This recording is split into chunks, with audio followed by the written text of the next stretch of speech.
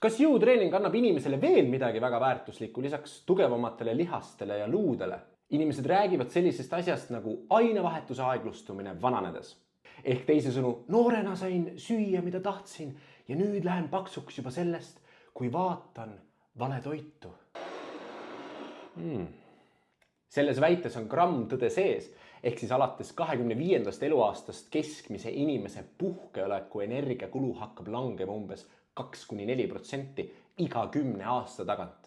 Aga viidates 2 eelnevale allikale julgen väita, et see langus pärineb dominantselt seosest rasvavaba massi langusega 2,25 kilogrammi iga 10 aasta tagant või 1% lihasmassi kadu aastas inaktiivsel inimesel.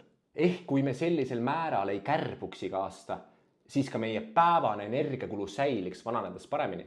Mis on väga efektiivne rasvavaba massi säilitamiseks ja tõstmiseks ning seeläbi sinu energiakulu säilitamiseks vananedes ja kookide söömise jätkamiseks.